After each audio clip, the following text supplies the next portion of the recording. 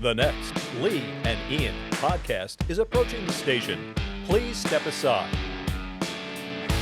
And welcome to the Lee and Ian Show. I'm Lee Navlin. I'm Ian Grodman. The Lee and Ian Show is sponsored by Grodman Law and Mediation. Remember, when it comes to divorce, family first, your children first. Mediation, it's the way to go. Grodman Law and Mediation. Thank you, Lee. And if you want to check out my latest, it's LeeNavlinBooks.com. When I'm not recording a podcast, Ian, I am writing books. That's LeeNavlinBooks.com. And people should check it out. Ian, thank you very much. You're welcome. Ian, we are just a few hours away from Thursday's special 11th That's District right. primary. And we are thrilled that one of the leading candidates, the longtime Essex County Commissioner, Brendan Gill, has once again joined us. Brendan, thank you. Welcome, Brendan. Thank you. It's great to be back. It is very cold. Great to have you. It's very cold morning. I know you were at a train station this morning. Meeting and greeting. Yes. Yeah, so Yes. Your first thoughts on a primary in January and February. Should we move these things to July and August, maybe in the future? So, the listeners can see it. I'm wearing my winter hat right now. That's right. Even cold. Even inside, it's cold. It's actually and first of all, both of you, thank you for having me back. But it's actually an interesting point that the state law that governs these vacancies is absolutely something that needed to be changed, and it just was. Actually, There was a bill signed, one of the final acts of the legislature in the last session, and before Governor Murphy changed office, which would give us a little bit more of a continuity of when these vacancies and how they would be filled. Mm-hmm. You're not going to always be able to control the time of year, right? Of course, but running this race, I was here in November on a very mild evening, I believe, right around right before maybe Thanksgiving, if I remember correctly. Right. And we are already at February 3rd today, and it's cold. It's very cold. It's been a cold couple weeks. This campaign has been a sprint, not a marathon. Yes. It was basically like, okay, go now. Yes. Yes. But along the way, Brendan, you've so much support. You've garnered so much support. Governor Murphy, former Rep. Steve Rothman, Bill Pascrell's family, Donald Payne's family, the Maple Township Committee, including your former opponent, Dean Daffis. Must be a good feeling to know you've got so many people that have your back that want to see you become the next congressman from the 11th District. I appreciate that. I'm very proud to have the support of not only so many elected officials, and Lee, those were elected officials that you just mentioned, but one of the very often underreported elements of my own campaign is the support and endorsements I've received from members of our community who are not involved as elected officials.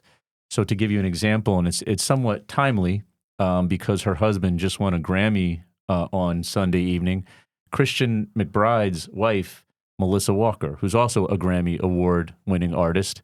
She runs Jazz House Kids, which is a very well-known nonprofit, which is introducing jazz music and leadership skills into communities that might not have access to that. Mm-hmm. And of course, not doing that, the nonprofit's a nonprofit, so they don't endorse. But Melissa Walker, as an individual, as a community member, right, who's not an elected official, who has, no other interest, I think, than, and I would hope, than evaluating on who she supported in this race based on what they've done in their work, is endorsed this campaign, and I'm proud to have Melissa and Christian's support, in running for Congress. So it feels good not only to have the support of elected officials that we have done work together and delivered for the communities that I've been honored to represent, but it also feels really good to have the support of people that normally maybe don't get involved in the political process. And sorry to interrupt and sorry to get off topic here for a minute, but just a quick shout out to Maplewood's own SZA Solana Rowe, who grew up 2 doors over from me in Maplewood on 2 Grammys the other night. She won 2 Grammys? That's right, Yes, she did. yeah. That's right. Okay. Yeah. That's right. All right. Can you name some of the songs, Ian, that... This is a problem with We music have- today. I think We have to focus on Brendan. We're not going to talk about That's right. Our next Solana podcast will be songs. talking about Yeah, this. yeah. But I know, Brendan, it comes down to the local people coming out and voting for you in the 11th district. But But we listen to the people that we vote for, and when the mayors of Parsippany and Bloomfield and Glenridge and Montclair and 14 unions want to see you elected too, you have so much support amongst the community. After 2 decades of doing the work you've done, you're one of the county's leading people. And I think the voters are recognizing That's very accurate. I appreciate that, and no, keep going. No, but listen, I appreciate that. I do. One of the things that has been important to me is that those are the very individuals that you're seeking to represent in Congress. Any of the people that are running. We have 13 candidates who are running. 2 of them have suspended their campaigns. One of them being, Maplewood Township Committee Dean Davis. Yep. I'm very honored to have his support in this race. But that's if you are in these communities, I think you understand and recognize that. And beyond that, if you're not paying as much of attention, like these aren't, I think, decisions that people make without giving it some thought, without thinking about who they want to have serving them and their and hopefully that's reflective. I say it all the time. Please judge my campaign on who's supporting it. Right. And I think I have the broadest coalition of support across this district. I have people that represent the various wings of the Democratic Party, stretching from someone like State Senator Brittany Timberlake, who's probably considered to be one of the most progressive state senators in the New Jersey legislature, with quite a future ahead. And I have non-party. Yeah, absolutely, no doubt, future is bright for her. And I have support, quite frankly, from other elected officials that are in nonpartisan communities that may identify or be Republicans who have endorsed me in this primary because they're excited about the level of work that we've done together. In fact, I'll lean into this right here. I took I was offered and proud to receive it, the endorsement of an individual in a community that has a nonpartisan form of government by a person that I do know is a Republican, but who called and said, listen, you have always been there for us. You have, it was in the township of Nutley. You have, and I also have the support of the Democrats, Democratic Commissioner in Nutley too. Right. But I just want to use this as an example. The person said, you've worked on issues regarding our parks. You've worked on delivering a hazmat unit to our local fire department. They have the responsibility to oversee some of their public safety activity. And I'm proud to support you. And they said, would it be okay for me to do something publicly? And I said, absolutely. Mm-hmm. And one of the challenges I think we have, I have to tell you, and I excuse my French this early in the morning, I took a lot of shit for that. Yeah. But to me, if working with a elected official to deliver for the community that we both represent is not something we're supposed to be doing, then I don't know what it is that we're doing, right? So, and guess what? We probably don't agree on a lot of national issues, but one, we're able to have a conversation about it. I'm able to talk to him about it, and that's part of what we need to be able to do, right? Because I can't undercut what he believes he or she's own commitment is to their community just because we have a disagreement on a national issue.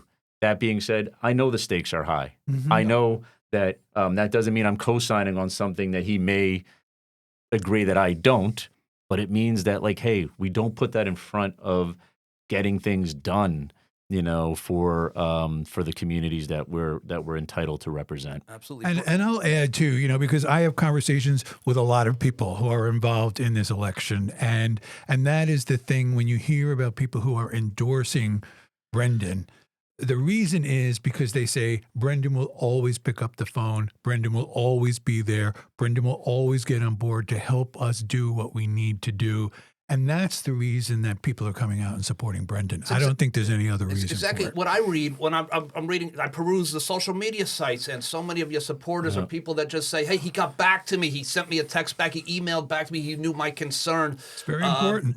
You're a grassroots guy. You're a local guy. You grew up in Montclair. You're a progressive guy. I mean, the LGBTQ community says you're an ally. You're a huge ally. it seems like there's no issue that is beneath you. I was very well. Again, I appreciate that. I think that's part of doing the job. That's why I'm humbly asking for support. That's why I'm putting my candidacy out there in that way. I do believe that a coalition is important. Organizing is important. Knowing your way around Washington is important, and knowing the communities that you're seeking to represent is important. And I think I bring strong skill set and set of credentials in each of those things to be our member of Congress. So, you mentioned the LGBTQIA plus community. There was a recent, opinion piece by a person that published that piece in one of the leading national platforms and magazine, but digital platform now, and talked about my own record in that space, and basically said, listen, we have everyone's an ally, but there's been a person who really looking at this, right, even, and with Dean stepping out of the race, that has really been a cut above what everyone else has done. And I say that respectfully, by the way, even in light of some of that, which I'm sure we'll come to, some of that traffic that's going on right now of everyone who's running. Judge it on that record of accomplishment. The record of action, right? Not just words. Yeah. Brendan, when we're off air, we're chatting, you're one of these guys that you bring a lot of energy and positivity to a conversation. I mean, I'd love to go to a football game with you. I think we'd have a lot of fun. You're a regular guy, right, Ian? I think it's absolutely. Ian, by the way, Ian's not fun at football games. I'm not. So you know. But I'll be looking for the warm place with the hot chocolate. That's right. That's exactly right. But but this campaign, there've been 12 candidates. Obviously, with that many candidates and a few front runners, there's been negativity, there's been negative ads, things of that nature. I know this isn't something that you normally like to dwell in, but it's become a hot topic. Yeah. Listen, I think there's a few things that are important to understand the dynamic in this race. So, first, let me speak to my own campaign. My own campaign has some specific ads that do draw contrast, with another person in this race. I stand by those ads. I stand by the content of those ads, and I thought it was important to let the voters in this district know, particularly since this person had represented another district prior to running in this district, the record of decisions made while the person held office. Right. So let me be very clear on that. The content is about decisions that this individual made and what the consequence of those decisions were to our national politics in terms of leading us to potentially losing a race already, in the district that was represented. And then, of course, not, I think, doing, in my opinion, the right thing by leaving the very people that gave you the opportunity to represent them. So I stand by my own ads that have come on that I have put out there, and would say that they again are an attempt to draw a contrast. People call them attack, negative. I think when you're discussing decisions that you make as an elected official in your capacity as an elected official, those things can be discussed, talked about, and part of a campaign.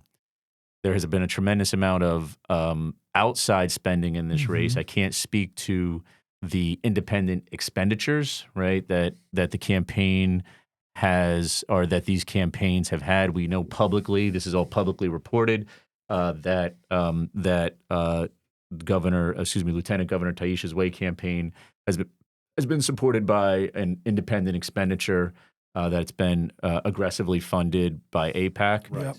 And in addition to who's funding it and other people, right, you can go down that kind of, again, the broader issue is we know we have a big issue with money in politics. Right. We know we need to overturn, right, Citizens United. Yep. We know we need more comprehensive campaign finance reform. That's the real issue, quite frankly. We are where we are right now in terms of how these campaigns are operating. But I would say that at the same time, as I said, I stand by my ads, but there was ads run by that entity around a vote on ICE funding that I would say was, probably even as I evaluated that ad, I'll say a little bit of a stretch, in terms from 2019, right? Just in terms of when I say a little bit of a stretch, I don't necessarily. Again, it is a vote, right? So that's they excuse me. They have the we are who we vote for. They have the absolute right to talk about that vote, to talk about what that vote means. I don't necessarily believe that that individual necessarily would support ICE, right?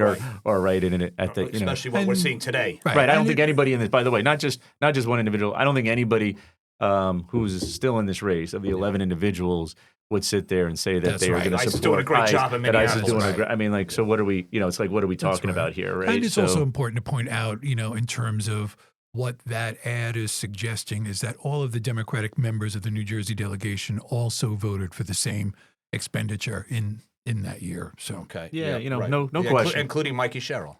Right. Yeah. So and Donald Payne Jr. Right. I mean, Bonnie Watson Coleman. Excuse me. One of our issues in our politics right now is this attempts to oftentimes build narratives and and isolate decisions to fit into predetermined narratives, and it's why people shy away from being involved in public service, because they don't want to have decisions that they've made, whether in their private or public career, scrutinized in a way that allows someone to put a spin on it to build a narrative, to essentially try to either hurt you or create a level of toxicity. So that's where we are. Brendan, so I spent a 20-year career in New York as a producer, news producer. How it worked was a reporter would get a story. He would bring it to a producer. The producer would look at it. He would bring it to the senior producer. And what do you think? The senior producer, if he wasn't sure, would bring it to legal. Legal would look at it. And then a decision would be made, is this something we want to go with? Substack today, local journalism today, things are a little bit different. You can write something and it's going to look professional, just like it was published in a major periodical, but it doesn't go through the steps to get vetted. Some things have been written about you. We don't need to get into details about them. Mm-hmm. I don't believe that, but unfortunately, people see this. And go, oh, did you read this piece? But where did the piece come from? Who vetted the piece? How accurate is the information? But that's, I guess, when you're a front runner in an election, these things are going to happen. So I'm uncomfortable with the front runner classification. Excuse me, I'm so sorry. One of the front runners. Let's say one of the front runners. One of the front runners. Excuse me, I'm sorry. By the way, he was campaining all morning in 0-degree weather. So I'm not. Just been kicking that cough a little bit, but so I appreciated one of the front runners. I mean, again, who knows how the race is going to shake out? And again, even that type of spin, if we feel good about heading into Thursday, and if we're not successful, I'm sure there'll be some type of spin, right? That look, whatever this kind of, I think they're false narratives, right? The machine. I mean, this kind of these negative. These are. It's ironic. The folks actually who've been the most vocal about some of the things that they're concerned about in terms of negative quote unquote campaigning are the most vocal on our social media platforms, attacking people who have supported someone other than their choice. Right. Yeah. Not just if it was me, whether it's me or somebody else. So I noticed it's interesting. There was a I'll just use an example. There was on social media yesterday, and again, to the extent that social media is a real life, as they say, right? Because some people like to spend a lot of time and some don't, right? There was a young supporter of mine who posted a kind of a endorsement why he was supporting, and there was a person who's supporting another candidate in the race who was pretty aggressive attacking that endorsement, right? Yeah. But their attack was that my campaign was attacking someone else. So they were attacking the person who was endorsing my campaign, right? So if you really think about it, why would you do that if you adhere to the idea that we want to keep this above board? Right, positive and right. So it's like on the one hand, and I think we as Democrats, we have to. I would say we have to, like, you cannot. Yes, I've been involved in public life. I don't have a problem with people who are scrutinizing elements of my career, asking questions, answering those questions. But I also am not going to adhere to something when I know it's a hit piece, when I know the narrative's already been written, when you don't follow the most basic practices of journalism. And that column in Substack, which again, listen, this is a local, I'll say, podcast in that sense, followed by a lot of people locally. That column, was written by a person who's active, who has an agenda, and who stitched a narrative together before the story did not collect the facts and then write it. And that's right. And you can see from the first story, again, that it was written, the amount of changes that have had to been made. And quite frankly, we didn't spend a lot of time with it because when an individual like that who has a political agenda, who, by the way, I don't know who funds that thing, like we know who, right? Like who is out there throwing all kinds of stuff on the wall to create doubt. I have no idea who funds him and his wife. And whether he was a journalist in the past or not, I have no idea what kind of journalistic standards, right? Because I do know that there are multiple things in that piece that are still factually wrong, that don't meet the most basic requirements of journalistic integrity. And oh, by the way, I also know that because that you have spoken to certain individuals, that you're talking to individuals who are pushing an agenda. Right. So let me give you one granular example because I want to harp on. By the way, I'm with you on this 100%. Let me give you one granular example on that. One of the allegations, so to speak, and I'm going to address something head on. I'm going to call it an allegation, was that I left in my employment with a member of Congress, by the way, who's endorsed me in this race. Right. And when I left, I again, to fit it in the narrative, I threw some business cards or something that was like, so this guy who wrote the column spoke to the member of Congress. The member of Congress said that never happened. Yeah. He said it never happened on the record. Just didn't happen. And by the way, I'm supporting Brendan in this race. Right. Yeah. He still published the allegation. Right. So meaning, so like what? So meaning like you're talking to. Let's think about this. Yeah. You're talking to the source. Who you said it? The victim. The victim in theory. You're talking to the victim, so to speak. Yeah. You're talking to the source. The source told you that never happened. Right. Like so, there was no incident in that way. That the way you reported it, but you reported it anyway. Yep. What does that tell you about the individual who's writing the piece? Right. The person denied it, and you said, "Well, maybe I don't believe your denial. I don't." So exactly to your point, he was It's not a bystander, right? Yeah. There's things in that piece that said he spoke to somebody who spoke to somebody who spoke to somebody.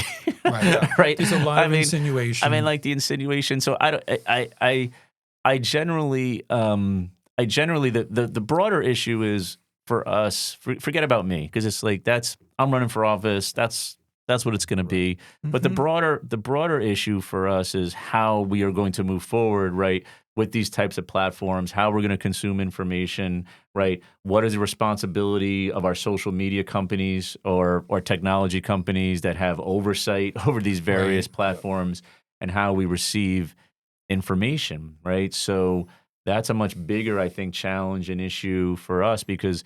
Right now anybody can open up a Substack column and right, and that's I think there's a degree of the free press which we support, of course, in this country, the ability to do that. It's not the first time. I mean, right? If throughout our country's history, like the version of Substack probably was, the things that were written about, Alexander Hamilton when he ran for president, right, were pretty scandalous, right? And it's like in a different type of. And I'm not, by the way, I'm not even suggesting that I'm in. I want to be clear. I'm not suggesting that I'm in the Alexander Hamilton category. I've often thought of you in that. The Broadway show I'm writing about you, Brendan. It's going to be the next big hit. It's going to be the subject of his next book. That's right. But yeah, look, you're right. Substack. John Adams. That's my favorite line. John Adams, that little fellow. I remember him from '89. I love that line in Hamilton. Yeah. Yeah, I have not seen Hamilton. Oh, I had tickets. My son had a girlfriend at the time. He said, "Can I take my girlfriend?" And he took her. And you got to and then she you broke missed up with him out. like a week later. You She gotta. stuck- And Oh, you you still missed have to. You out. have to do that. But anyway, And but- Eli missed out. That's right. But Substack podcast. Look, it's easy enough today to, if you want to have a voice, some type of voice, Right. putting it out. But I still think there's a way of vetting things and making sure that what you're That's saying it. is accurate and Well, and again, if you're or at least fair. if you're calling it journalism, make sure that it's journalism. Right. Make sure that it's fair. Right. Exactly. Right. And not an opinion piece. Right. Which everyone's entitled again to. But, That's it. Yeah. Let's But call it what it is. That's my point. It's not. It's an opinion piece, Right. and Right. and it gets 100%. posted as news, right? That's the big Right. problem we have, right? And that's why we have a lot of misinformation that's out there. right. And Your former employer, Lee. that's right. I was a Fox News guy for years. We made a living doing that. But you know what? We still went through legal. Yeah, That's still right. went That's through legal. right. Yeah. Yeah. So, but anyway, enough about that, Brendan. Look, you know what? If they're not talking about you, you're doing something wrong. That's Well, right. you mentioned going to a football game. I mean, I appreciate that, and everyone's not going to love what you're doing or what you're attempting to do. I'll date myself a little bit. Reggie Jackson used to say they don't boo nobodies. So Right. that's the straw that stirs the drink. There's a little bit of that for sure. And I think you got to have tough skin too in this business. Like that is part of what we're doing. Harry Truman said, if you want a friend in politics, get a dog. I have two. The late Brendan Byrne said the first time he announced that he was running for governor, they called him a liar, a drunk, and a cheat, and then they started telling lies about him. Right. So, I mean, there's, it could go down the list of, That's it. of what this means. I just really hope, to me, I do think it concerns me about how we move forward to get us back to restoring and enhancing our democracy, Yes. because I have concerns about purity tests that we are trying to make people meet, because it discourages the more broad general public for participating in public life. We are not anointing a saint, okay? We are choosing, to the best of our ability, people to represent us that we think will share our values, make the right decisions with our interests, have a skill set, right, and a competence that we think they need to be able to bring to the position, And a work ethic. and I appreciate that. Thank you. I mean, and a work ethic to do it. So.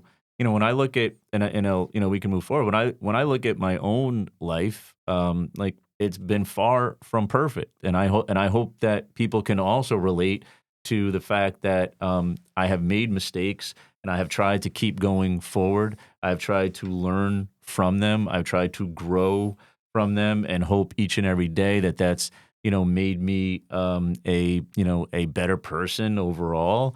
And also a better elected official. I really don't, and I've been in some tough political fights. I don't begrudge anyone for doing what they need to do when they think they need to do it to advance what they believe in, right?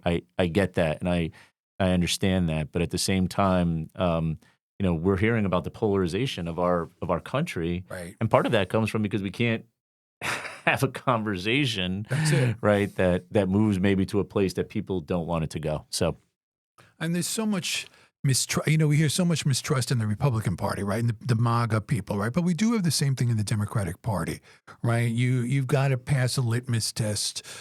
You've got anybody who's been involved in politics for a long time. People are going to be skeptical about, right? And there's no reason. I mean, I've been involved in this now for over 20 years, and I can see almost everybody that I know who's involved in politics has a good heart, wants to do the right thing, right? And that's what I see, is that people who've been involved in government service, in politics for a long time, are approached very skeptically, right? And I think the people who've been engaged for a long time and involved a long time, you've got to give them credit for the work that they've done, for the wisdom that they've gained, and respect that, because it's valuable for all of us. and I'm not sure who the boogeyman, right? So like we have to create some kind of counter, that there's some nefarious person out there right behind the curtain all the time, when sometimes there isn't. Right. It doesn't mean that there's not, concentrations of power, political power, political apparatus. We understand that, but that's, I use the Immigration Trust Act at the end, of Governor Murphy's term. Like, I ran Governor Murphy's campaign. I'm proud to have his endorsement. I 100% was on the opposite side on that issue. I thought he should have signed that legislation. I told him that. He did an event. He did an event for me. It was the last public event he did as governor, to speak at our Parsippany Parsippany campaign headquarters opening. There were protesters there urging him to sign that bill. We went outside. We spoke to the protesters. I'm on the opposite side, of him on this issue. That's what it's, to me, that's what it's all about. That doesn't mean I'm never going to talk to him ever again, right? Yeah. I disagree, but we can't, to a certain extent, take these things to a point where, I can never speak to you, or I can't. That's it. I mean, so that's kind of where I am, and I think long term, if you don't present a larger tent, I don't see how we move out of the problem we're in. Now, here's the good news. People are showing up. They're so upset. You see the special election in Texas, the results there. You've seen the special election across other parts of the country. Even today, as of today, we have 22,000 votes cast already between vote by mail and early vote. And don't know when this airs, but later today. So Tuesday. So if it's before 8 p.m., you can still vote today in an early voting location. Right. Today's the last day for early vote, and then Thursday, February 5th, 6 a.m. to 8 p.m. at your polling location.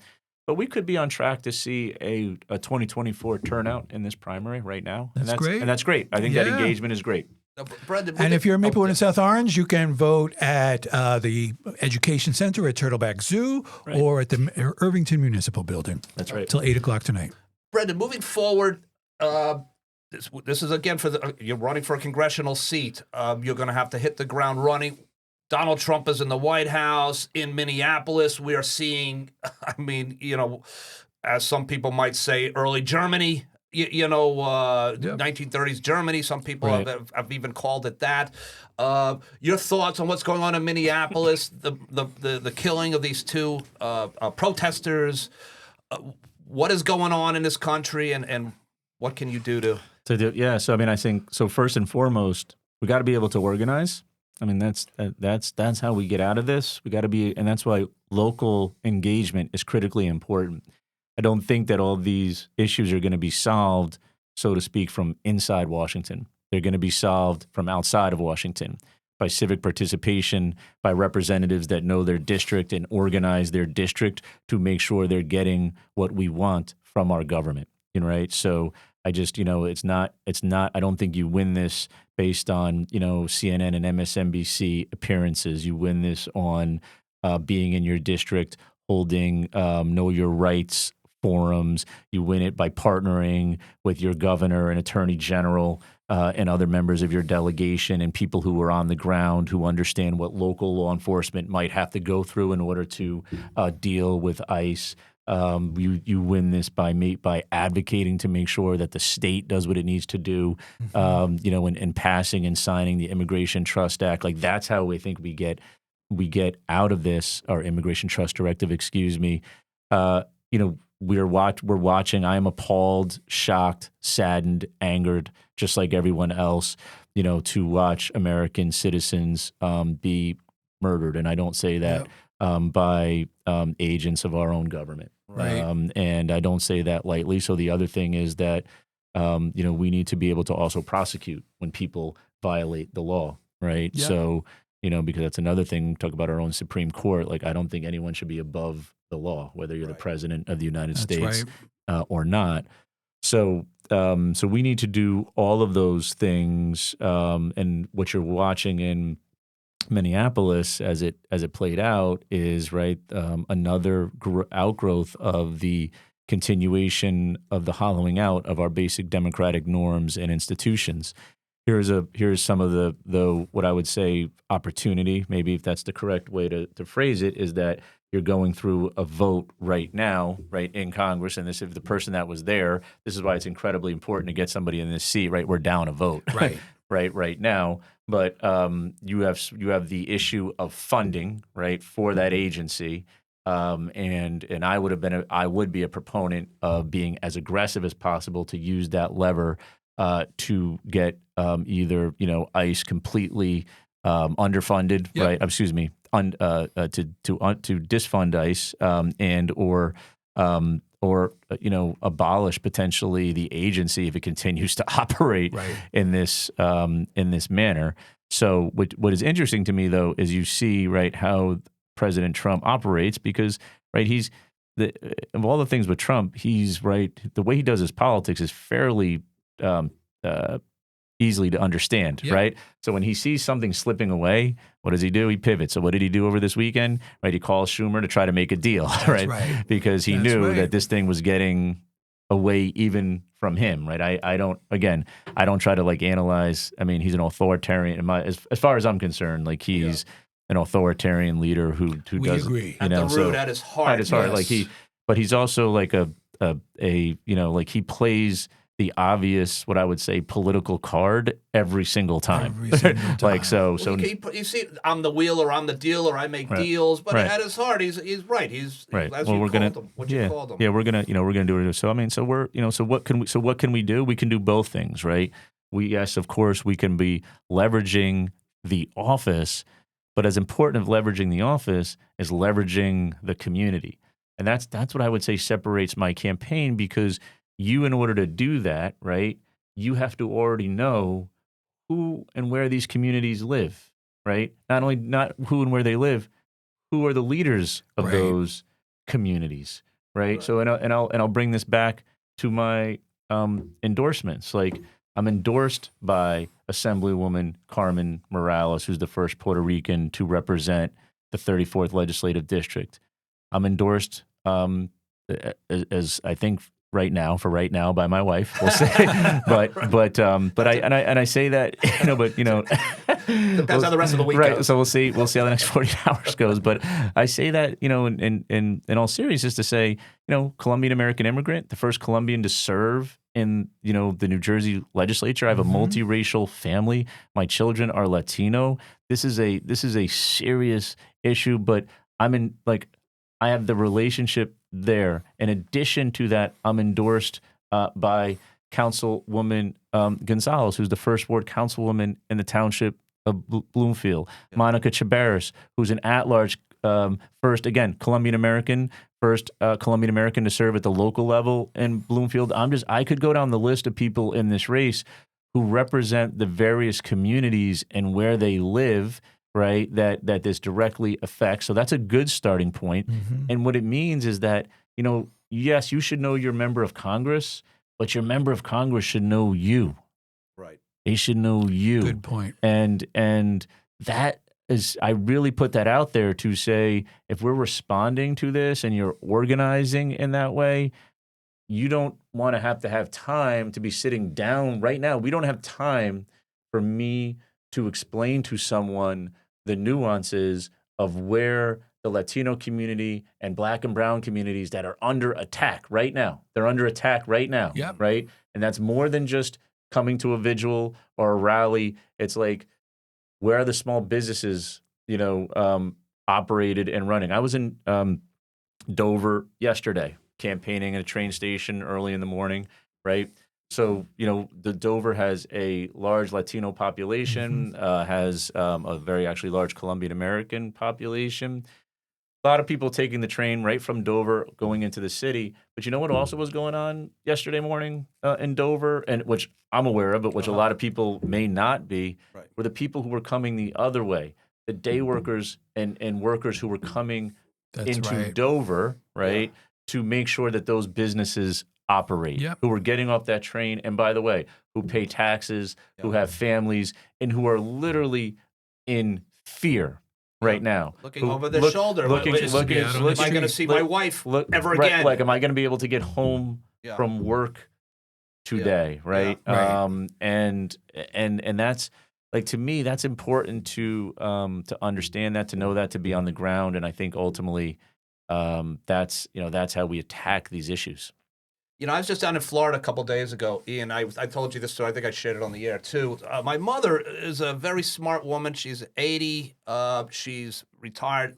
My father passed away, so she's on her own now, first time in her life. She notices things. She goes, look at this. I said, what's up? She goes, that's my landscape. She has a landscape. She goes, he used to have a crew of 10. He's out there by himself now. Right. The little things. And I said, and then I'm like, I kind of like, haha, yeah. And then I'm like, wait a second. Where is his crew? They're gone. Right. That's what's going on. People are being Or they're afraid to come out. Or they're afraid to come out. And so as a result, I mean, the guy is struggling to maintain a business. And she says he's the best. But just little stories like that. Sure. I mean, look at what just happened in Morristown. I mean, we have a 17-year-old and That's right, a kid. and 17-year-old high school student. Yeah. Juan Mendoza, who was doing his laundry, preparing for his week at school. Now he has since been released. He was detained for 5 days. A federal judge released him. Scared him to near death. I mean, what you want to talk about trauma for the rest of that? That's it. For that young man's life. Yeah. That's serious trauma that he has gone through. And I have a 17-year-old again, and who that's who you think about when you read these stories. What do you think about that? And he walks to school. He hangs out with his friends like a normal. I hope I guess semi-normal kid. But think about it for a second. Even he was stopped, and they said, "Let's see your papers. Let's see your ID." What are you talking about? Because you look, listen, my wife is. You look a little different. My wife and my son would be very easily, and my daughter identified potentially as members of the Latino community. Based on appearance, Ian, your son too. So my son as well. So like that, any time that could happen, and we. That's why we can collectively, come together, and that's why I think it's so important for us to come together and also maintain our support levels for one another, right? Because I know that even as an elected official, there have been people who care so passionately about that issue, right? Of Delaney Hall, for example, right? And sometimes it doesn't mean you don't stop trying. You can't get done what somebody wants you to get done. That's right. And I've been screamed at, yelled at, You've been fighting on that one for a long time. and called even but the thing is, even by people in our own party. Yep. I've been called a Trump enabler, a Trump apologist. I mean, it's kind of crazy to me, right? And this is, and again, this is not. Delaney Hall is. Delaney Hall is a detention facility in Newark. Okay. Right. Let me give you a quick story. This is an immigration. This is Delaney Hall was a correctional facility where our immigration detainees right now are being detained. Right. It's a privately run facility now that has a contract with the federal government, but for a period of time. We had a contract with the county of Essex, right? So the federal government paid the county of Essex to detain immigration detainees, people who were being picked up for essentially just status, for being here. And I fought that contract at that time when, by the way, it was people. I use this as an example to talk about also taking on your own party sometime. Right, the contract was supported. I worked very closely with the county executive, our governor. Right, I endorsed in this race. Yeah. This was an Obama-Biden era policy that allowed government entities to have these types of contracts. I thought it was wrong back then, right? And worked and heard, and we had quite a bit of outreach from the community. We did what we could to eliminate it. I never voted for that contract. It existed. Yeah. I'm now very proud to say, because of the work of many advocates and elected officials getting their attention, that the federal government eliminated that policy altogether, and the state of New Jersey outlawed it, meaning that a government entity cannot do that. But where are we now? Right now at Delaney Hall, we have many volunteers, actually made up in this, a large portion who come from. Am I Soma okay, or do I say which for MAPSA. Today? MAPSA. You can say Soma. Can I say Soma? I don't want to get myself in trouble. I got to remember MAPSA. So, yes. That's right. I would say many of them have reached out about what we could do, because this gets it a little bit into. I hate to get into the weeds, but hopefully maybe this is informational, right, for people who are listening. the County of Essex Correctional Facility is right next to Delaney Hall, meaning that we have a parking lot that we control, and we have heard from a lot of the volunteers who are trying to help the families that are coming to visit their loved ones in Delaney Hall. Could we set up safe space for them? And it took a while, quite frankly, a lot longer than I would have liked, meaning I was advocating, so I'm a legislator, for our county administration to put up a tent, to put some tables like in our parking lot, because it's right next door. So we could do what we could do to help support the volunteers, many of whom were coming from this area to support those families. Now, it wasn't happening fast enough for some people. And I think this is where you have to like understand, right? But that doesn't mean that the person who like you shouldn't let that person become the enemy of the greater good, like, right? So I'm like, so to a certain point, I even had to say to somebody, why are you so angry with me? Like I may not have gotten it done today, but I'm gonna fight like hell. But we got it done eventually, and we're gonna fight like hell to continue to be able to get it done. And ultimately, this goes by to the larger point. You want to keep people together, right? Because other people might have said, why am I doing this? Right? I wanted to be clear on this. I'm not saying that anyone owes you anything, and it's your responsibility as an elected official to respond. That's why I'm so proud for those people when they say he called back, and I appreciate that. He texted back, he followed up. I'm supposed to do that. That's my job. But I ultimately think, right, we have to be able to continue to advocate, show up, and then also understand sometimes you're not going to get the immediate result. It takes time. It takes time. Well, So if you don't believe, and I'll say, just because Lee, I worked on a lot of immigration issues over the years. Sure.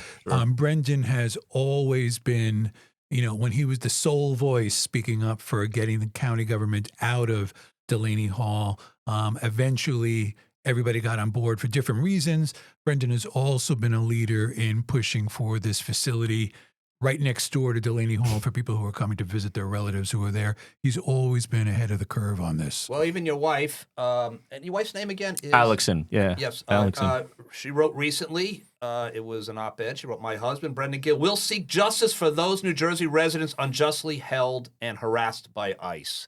So this is a this is a family. This personal is for us. personal. Yeah. This is very personal. It's personal. Where she's even stepping up and saying, "That's what he's going to do. That's your mandate." She said it. She wrote it. Now that's your mandate. Yeah, no, I appreciate that. And, anybody who knows Alexson, she says what she means. So if she didn't think I was doing what I needed to do, right? She'd let you know it. She would be public about it. So there's no, we're a dual office holding family in that way. And, but, she is, actually, it's interestingly enough, that one is definitely personal, of course. But also, like the idea, it's been sometimes suggested that she wouldn't be able to make her own decision. Like she wouldn't be able to voice her own support. She's only doing something because I told her to. I mean, which is, I think, the height of offensiveness, right? Hypocrisy, offensiveness, of hypocrisy from the very people who are saying that they stand up for equity and equality sometimes. Right. I'm like, well, here's an example. Like, so why don't you do that and give that person credit for saying what they believe in? It's like, well, her husband told her to say it. It's like, what? It's like, would you? Right. I can't even imagine in my household if I. No, it would not happen in my house. Yeah. I was about to say, your household, you do what you want, but that's no. Don't come home ever again, Ian. And by the way, and vice versa, meaning that we may have an opportunity where we disagree. Yeah. So it's look through the lens. We could probably do a whole other show on this topic alone, right? Relationships, relationships, and again, how particularly a woman and a woman of color, and I'm saying this right as the white guy, so to speak, but like how that dynamic has worked, right? And meaning that also that she herself, right, if I were to take an action, it would be the same, should be true too, that I just did something because she, right? Like, no, it's like the idea that you couldn't have a partnership with two independent people who make their own decisions, right? And then, and come together, to me, should be like the baseline, right? That's where we should start. So, that'll be for another next podcast. episode. Yes. So, Brendan, you did bring one of your volunteers. Yes. And who's been sitting here listening to our nonsense for the last 45 minutes. But I just wanted to thank you. And maybe you want to say hello to your friends and Thank family. you for coming, May Rose. Yes, thanks so much. Much appreciate the conversation today. Of course. And your candidate, your thoughts? Are you excited about this? And I am. I actually took the week off of work, and I am here getting up at 6 in the morning to Going get out to train stations. meeting voters. My hands are still a little bit cold, but we'll be warm on Thursday night. Thursday. Good. Thanks for coming, May Rose. Thank you very much. So, Brendan, I mean, you're a man of the people. You really are. I've known you now for about a year, and when I text Brendan, right back. Yeah, right absolutely. back. Yeah, and you don't even text me back, Ian. You know? I do. Yeah. I'm like, I'll just ask Brendan. Like, is Ian going to be on time? And he's like, I'll speak to him. But we'll have an episode about that. That's right. I appreciate that, and it's I like I said, and I mean that sincerely. I will be here, win or lose. We're gonna win, and that's you gotta go into it with the idea that you can win. But if I don't win, you'll still be able to catch me at Bunny's having a slice of pizza. You'll be able to still catch me at St. James Gate having a pint. Good. Or enjoying one of the many fabulous cultural art events that this community does. The civic engagement that this community does is amazing, in terms of the various opportunities, whether it's celebrating. I just went this a few weeks ago to the Dr. Martin Luther King ceremony, put on by the Civil Rights Community Coalition on Race. I actually served on, and this just means I've been around for a few summers, but I actually served on the Community Coalition on Race in Montclair when it was created. And we did a small, we used to do small group meetings. I volunteered to be one of the members that served. We met with facilitator, right? Bill, I'm proud to say that the people that I was in that, it was about 10 weeks that we met once a week. And I've kept some great relationships from that activity. And it made a huge impact, I believe, on these conversations around diversity, equity, inclusion, integration. And then, you also, which is a lot of fun, you also get the opportunity when you don't realize how connected. So the chair of the, or maybe the president, he, and forgive me now, I know, and I should know off the top of my head, I don't know, and I'm forgetting right now, but the point of the story is that came up to me and said, you may not know this, but his wife was my dad's student teacher in 1985, and said that she had fond memories of that experience. My dad is a retired public school teacher, Montclair Public Schools, 53 years. Recent, again, I talk about the children's book, No More Chairs, an author.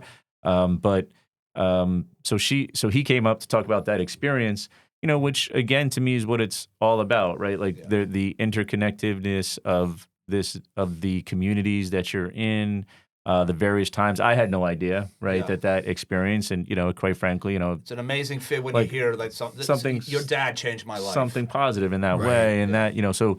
We talked some about some of the tough parts of this business, but that's what keeps you going, and keeps you at it, and ultimately I hope that it lets people see you for who you are ultimately, and that they make their decisions in a way that recognizes that going forward. So I'm honored always to be here, and look forward to being back. Hopefully I'm back as a as a member of Congress, or a nominee. We still have a general election we got to win April 16th too. It ain't over till it's over. But and if not, I would love to come back on a variety of topics that you guys talk about every day. So I appreciate it. Well, opinion versus journalism. My opinion, Brennan, and I believe it's the opinion of so many thousands and thousands more. You're a great guy. You've always been a great guy. You're a New Jersey guy, born here, lived here. You're going to die here. This is your home. and you're one of us. I appreciate that. And we got to and Congress. We want us representing us. That's it, right, Ian? So. Yeah. I appreciate that. In Montclair, they have a little saying because we're Mounties. That in Montclair is the Montclair Mounties, right? That's right. It's Garnett always says. Yeah, so yes, former Assemblyman Garnett Hall would say, but Mountie born, Mountie bred, and when I die, be a Mountie dead. So there's a little bit of that, and I take some pride in that, but also because these communities, I think, are unique in what they represent, right? Yeah. That's the other thing. I mean, we talk about it, right? Maplewood, South Orange, Montclair, all the communities in this district I grew up are in Livingston, Livingston, so I right? had Livingston to that like mix. They just this whole region just has I really do believe has in this district, unbelievably diverse district in that way. But it really is a snapshot of our country, right? So you can go from Belleville to Bloomfield to Dover to Randolph to Chatham to Madison to Pequannock, right? To Livingston, Little Falls, Totowa, Wayne, right? All these places have their own character and absolutely and identity. From town to town, I've always said that. I say the difference, but you drive 5 miles, go from Maplewood to Millburn, different world, right? But but anyway, and in New Jersey, we love to hate, but we love to love even more. Very good, Lee. I like that. I like that. Thank you. You guys could use that one if you want to your campaign literature. And, I appreciate that. But all right, so Ian, we're going to wrap it up. I think we got to wrap it up. All right, so Brendan, thank you again for coming down. Thanks for having me. Thank you, Mayrose. Appreciate it. Yes. Yeah. All right. Thanks, Mayrose. Thank you. All right, so everyone, get out and vote if you haven't yet. Vote. That's it. Thursday's a big day. Vote February 5th, 6 a.m. to 9 p.m. 6 a.m. to 8 p.m. I was at 8 p.m. Excuse me. You're right. 8 p.m. We're going to tack on an extra hour. Okay. That's right. Yeah. That's right. So I'll leave you. You can't really do that. No. We're Brendan, just. Okay. I'm joking. Yes. Right. I'll leave you with the. I gave you one. I'm going to give you another Brendan Byrne line to close us out. The great former governor Brendan Byrne said, that he used to say, when I die, I want to be buried in Hudson County so I can remain active in politics. Sorry to all my friends in Hudson County. But I used to love that line. And when he was looking to name an arena, he named it after himself. That's right. So true. That's right. And I saw my first Grateful Dead concert, the Brendan Byrne Arena. He's a big deadhead. That's right. Yeah. Right. So anyway, all right, ladies and gentlemen, until we do it again. Good night, everybody. Take care, everybody.